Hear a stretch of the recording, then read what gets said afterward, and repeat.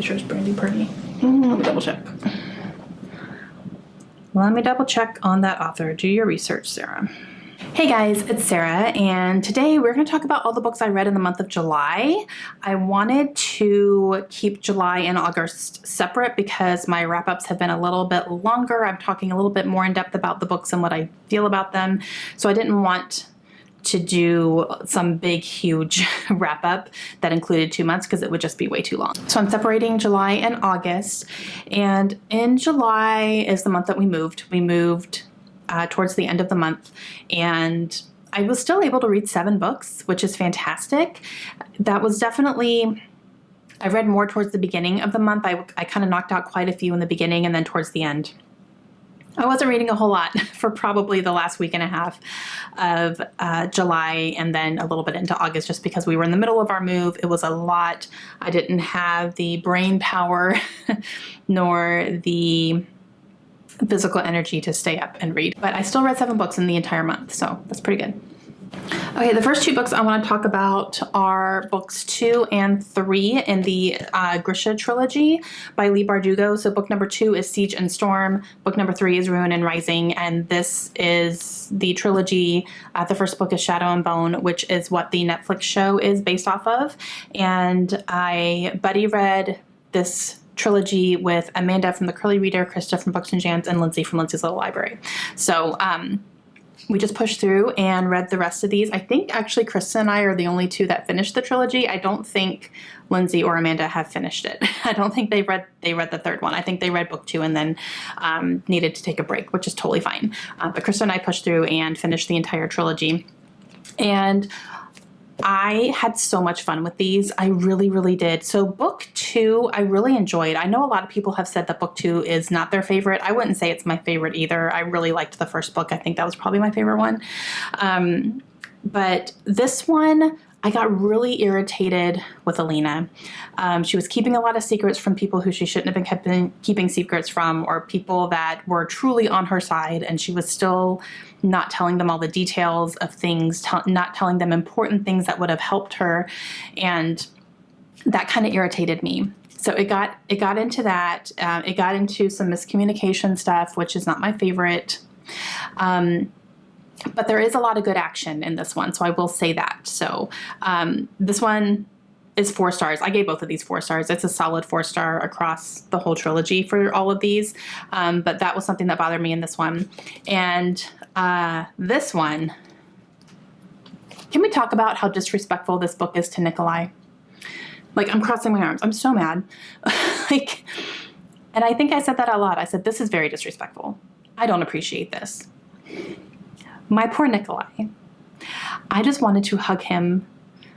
I love him. He's my favorite character in this trilogy by far. I think he's so fascinating. I do definitely want to read King of Scars and Rule of Wolves. I know that a lot of people have not received those 2 quite as well. They were expecting more from it maybe. So I'll go in with a little bit lowered expectations, but I do want to read those eventually. I do plan to do 6 of Crows next, but yeah, but this one is still really good. I love the way that it wrapped up. I loved the conclusion of this, and I thought it was great. So super, super fun. I love this trilogy. I think it's fantastic. Again, 4 stars across the board. It's nothing mind-blowing, but it's a lot of fun. And I just really enjoyed my reading experience with the Grisha trilogy. And I also read All the Ugly and Wonderful Things. This is written by Bryn Greenwood. I did do a reading vlog on this one, so I will link that down below if you guys want to see that. I'll tell more of my thoughts in that one. But this is a book that Lindsay picked for me to read from our Christmas book exchange that she sent me. And this book, wow. This book was a 5-star read for me, because it challenged me so much and it made me think about things from a different angle. And while you're reading it, it's about a relationship between an older man and a young girl. And I mean young. This man and this girl meet when she's 8 years old, and they form a bond, and it turns into more. Like, you're reading from their relationship when she's 14 years old and he's a man. And so it's hard because you know that that's not okay. He knows that it's not okay. And you see the things that this girl is, the situations that she's put into that makes it really hard for her to make even good decisions, and her family circumstances, and, you know, the way that other adults treat her is just, ugh. And then you see him wanting to do nothing but take care of her and make sure that she's safe. And, you know, you see those feelings start growing, and it challenges you so much. And I know that this is a very controversial topic. I know it's a very controversial book. Even when I was reading it, I had people in the comments saying they either loved it or they hated it, couldn't stomach it, which I totally understand. Everyone's going to react to this book differently, I think. This one made me question, just like, do I know how I feel about something like this? You know, obviously it's not okay, and it's not presented as okay either. And that's the thing. It's not presented as, this is totally normal. This is great. You should be like rooting for these two. It's not presented that way, which I appreciated as well. So it was definitely something that just kind of punched me in the gut a little bit. And I loved it. I gave it 5 stars, and I thought it was written beautifully. The other book that I read in that same reading vlog is one that Krista picked for me, and she sent me The Secrets of Lizzie Borden, and this is by Brandy Purdy. This one is a historical fiction that follows Lizzie Borden, who is a real person. Lizzie Borden is a woman who was accused of killing her father and her stepmother in her home in Massachusetts, and it was never proven that she did it. Basically, like, to this day, it hasn't been able to be proven whether or not she actually committed these murders or not. So there's a lot of history around that. I actually went to the Lizzie Borden house when we were living in Rhode Island, so I'll throw a couple pictures up here. But my husband and I did a tour of the Lizzie Borden house, so it was really interesting. It's now a bed and breakfast, which is kind of creepy. I don't think I could sleep there. But we were able to take a tour and go around her house and like stand in the rooms where these murders occurred, whether or not Lizzie did it or not. And, you know, even the people who run the tours don't speculate on whether or not they think she did it. They kind of leave it up to the people to decide. So it was very interesting. It was a really interesting tour and very cool. And so I actually did that while I was reading this book, which was really interesting. So I was glad I was able to kind of sneak that in there while we were living in Rhode Island still, because we lived 45 minutes from her house. So that was really neat. And this take on this story, because there's a lot of different aspects of it. There's a lot of books, and they have their own little takes on it. This one does a take on it where Lizzie did do it. You see her do it. And this is also obviously very character driven as well. It's not like a murder mystery. You read the book knowing that she did this. So Lizzie is depicted in this one as being bisexual, which is something that has been argued for and against over and over the years. No one really knows. And you see her struggle with that, and you see her having different relationships with different people and seeing her desires for different people as well throughout the story. I will say that for this book, I enjoyed the parts where it was showing Lizzie committing the murders and why she was doing it. I thought that was really interesting.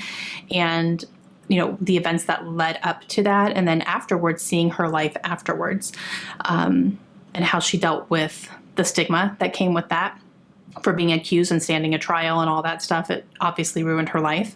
And but the things that bothered me about this book, number one, I thought it was way too long for what it was. I think there were some things that were dwelled upon way too long that I just it took me out of the story quite a bit. I was just like starting to lose interest. And then we would get back to something interesting. I'm like, oh, okay. So it took me out a little bit too much. And then there was a lot of talk about her monthly courses. And I mean, detail about her monthly courses. And that's what they were called. So that's why I'm saying it like that. To the point where I was like, ew, why are we talking about this again? Does she have more than one a month? Because we're talking about this constantly. Like, whoa. It was a lot. And it kind of grossed me out a little bit. Like, she's a woman. That happens. I understand that, but I don't need to read about it throughout an entire, almost 400-page book. So yeah, that bothered me. Like, just mention it once or twice, got it, but like all the time, it got old for me. So I gave this one 3 stars. Again, I have a full reading vlog for it also, the same one as the last book, but yeah. Okay, the next one that I read was The Wolf and the Woodsman. This is by Ava Reed. This was an ARC that was sent to me from the publishers. And I actually ended up listening to this on audio because I'd heard that the audio was good. And the audio narrator was Saskia Marlavid. I hope I said that correctly, Marlavid. And I will say that she did a great job narrating this. And I think that helped me enjoy the story a little bit more. If I had been reading it, not even 100% sure if I would have stuck with it. So this is a fantasy book. It's a young adult, and it follows a girl who lives in this village, and almost everyone in this village has some sort of magical ability except for her. She doesn't have any magic, and that is causing her to be an outcast in this village. Every so often, the king's people will come around to villages, and they will take somebody to be almost like a sacrifice. And I will say that part wasn't explained super well. I didn't really understand why a sacrifice needed to be made consistently.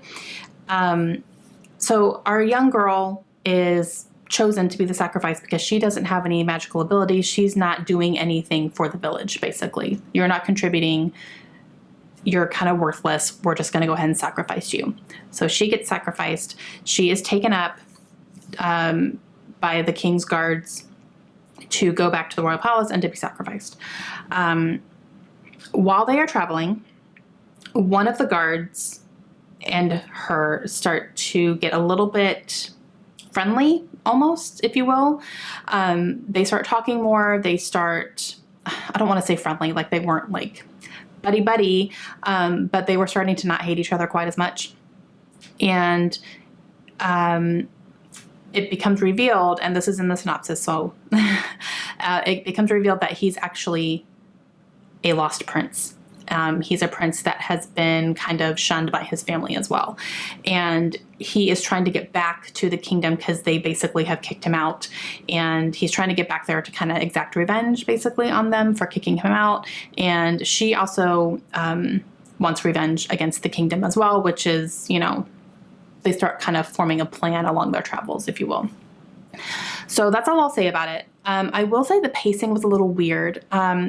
It was so travel heavy, and I don't mind like travel adventures, that's fine, but it was just almost throughout the entire book, and I started getting a little bored of that, and it just seemed a little tedious okay, we're still in this forest, like how long is this forest? We're going through like every single step that they're taking almost to get to the kingdom. And then when the kingdom part came, it was like super quick, and then the book was done, and I was just like, so I think the pacing was a little bit weird. I wish there had been more about the kingdom at the end, like just the kingdom part being a little bit longer versus the traveling part. And yeah, I don't know. But I will say there was good tension between the characters. I really liked the dynamic between those two. I thought that was good. And yeah, I don't know. So, and the writing was good too. Like, it was good writing. And I believe this one was a debut. So I gave this one 3 stars. I didn't end up hanging on to my ARC. I donated it, but it was fine. The next one that I read was Every Last Secret, and this is by A.R. Torrey. I had this from NetGalley. I've had it for a while, and I wanted to read this one for the Buzzword Readathon because the word for July was last, and so Every Last Secret. And you guys, I was obsessed with this book. I was not expecting what I got. I didn't even really know the full synopsis of this book. I basically requested it because of the author, but wow, I was blown away. So this follows a couple who are very rich. They are married. Her husband is this crazy rich. He's invented something and they're like medical type things. So they have a ton of money, live in this huge house. They have servants, like it's a whole thing. Like they're wanting for nothing basically.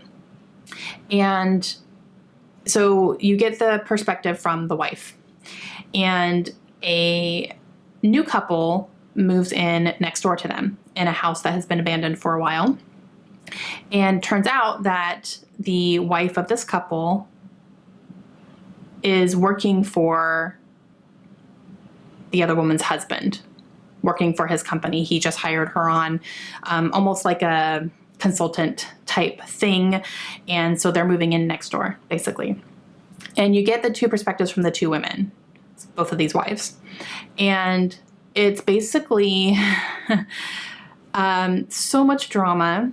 And what's happening is this new couple is kind of infiltrating the other people's lives and the consequences of that, why that's happening, and you're getting perspectives from both women. And so what I thought was really interesting is that you're getting these two perspectives. You're seeing some things happen and you're wondering, is this a coincidence or was this on purpose? But you're getting it from both sides. So you kind of start unfolding like what was coincidental and what was on purpose and what these women are thinking and what's happening on purpose and what's not and all this stuff. And it was so complicated and I loved it. I loved it. Now I will say, this reminds me of The Last Mrs. Parrish by Liv Constantine. So if you liked that book, I think you should definitely pick this book up for sure. I even like this book a little bit better than The Last Mrs. Parrish. So I'll throw that out there. But yeah, I loved it. It was a 5-star read. I completely was just obsessed with it. I thought it was fantastic. I thought the way it was written was brilliant. I loved just kind of going along with all the drama and all the things and like trying to piece the things together. It was awesome. So high recommend for me. Loved it. I will say there's some content warnings in here on infertility and miscarriages. So if that's something that you're sensitive to, that I would keep that in mind. That is something that's a topic in here, and just about like different aspects of, you know, conceiving children and maybe dealing with unwanted pregnancies and stuff like that. So I would be careful about that if that's something that you're sensitive to. That is something in here. And the last book that I read in the month of July is It Happened One Summer, and this is by Tessa Bailey. I got this as an ARC from the publisher as well. It was something that I requested, and I was so happy when it showed up. And this book is inspired by the show Schitt's Creek and Alexis Rose as a character in particular, and that's something that Tessa Bailey has said publicly. I was really inspired by this show, really inspired by Alexis and her character, and I came up with this. Let me tell you, when I was reading this book, it had Alexis Rose written all over it. Like I couldn't not picture the actress who played her in my head. That's how spot on this was. So this follows Piper, and Piper lives in Los Angeles. She's a party girl. Her stepfather is very rich. She just does whatever she wants. She doesn't have a job. She's a very spoiled, rich it girl, if you will, in LA. She crosses the line one night and her stepfather finally has had it with her and her partying ways and says, there's an opportunity for you to learn some valuable life lessons here. I'm going to send you to Washington, the place where you were actually born. You have an inheritance here and you're going to go and take over the responsibilities for this inheritance place. And you're going to learn how to live your life without any influence from me, without people helping you. Like you need to get a big dose of reality here. So she doesn't like that, obviously. So she is sent to this small coastal fishing town, and her sister ends up going with her so that she's not completely alone. So they go here, they meet the local town people, they find out a whole lot more about their birth father and who he was and his influence on the town and all that stuff as well. She also meets Brendan, who is a local fisherman, and yeah, things happen from there. So this is definitely like Alexis and Mutt, I would say. And it's definitely when they first meet, they do not hit it off. They actually kind of hate each other, and you see that start to change over time. So I laughed out loud quite a few times in here, and I thought it was adorable. 100% Alexis Rose, like, just, it was uncanny and very steamy. So there are very graphic sexual scenes in this book. So if that's something you're not comfortable with, there is that in here too. I loved it. I thought that was great. I had a great time reading it. I really did. I ended up giving it 4 stars because it wasn't like a complete 5-star. I was obsessed with it. I couldn't put it down, you know, like this is one of the best books I've read in a while. Like it wasn't that for me, but it was a solid 4. I really enjoyed reading it. It did take me a little bit of time because I was reading this over our move. So just like mental energy wise, I didn't have it in me to read every single day. But I did really, really, really enjoy it. And there is a companion coming out that follows another character in here, and we're going to go from there. And I'm excited to pick that up. That's going to be on my most anticipated for next year. That one's already been announced. So yeah, but I really enjoyed it. So if you are a fan of Schitt's Creek, and you know, Alexis in particular, she was my favorite character in the show. So I really loved seeing this little nod to her. I thought it was great. Guys, that is it. Those are the books that I read in the month of July. Still pretty good, even though we were moving. And yeah, let me know down below if you guys have read any of these, what your thoughts were, if you're interested in picking any of them up now. As always, I will have links to all these books down below if you're interested in picking any of them up. And I hope you do. All right. Hope you guys have a great day. I will see you again soon.